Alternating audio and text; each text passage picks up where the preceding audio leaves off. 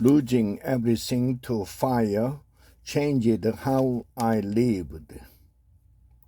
These days I can't stop thinking about the hazy morning in June 1990 when I walked all the way up our narrow mountain road in Santa Barbara, California, past exhausted firemen, past houses reduced to cinders, and the skeletons of abandoned cars, until I reached the spot in the hills where our home was a pile of debris. The previous evening, I'd gone upstairs to find our house encircled by 70-foot flames, whipped on by fast-moving winds. I'd jumped into a car, carrying nothing but my mother's aging cat. But when we reached the bottom of a driveway, I realized we were trapped.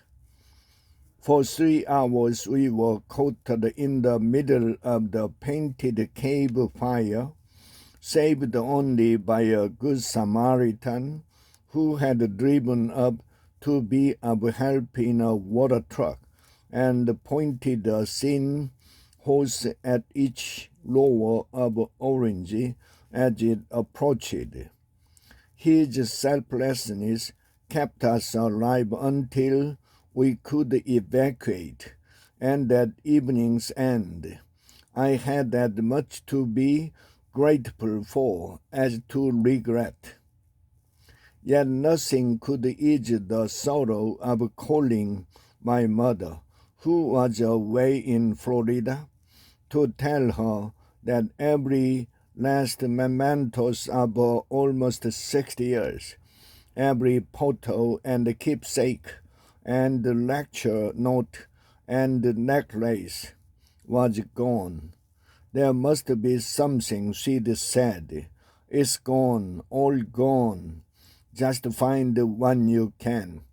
Climbing up the road a few hours later, I confirmed that everything gleaming amenity in our newly remodeled house was ash.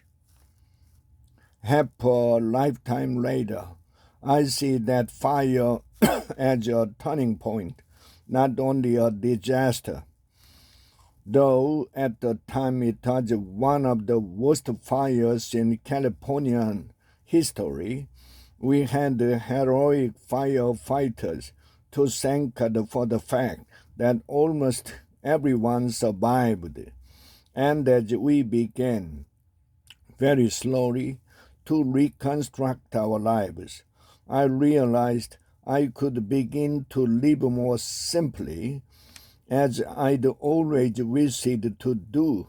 Coming too close to losing my life made losing my possessions a little easier to bear.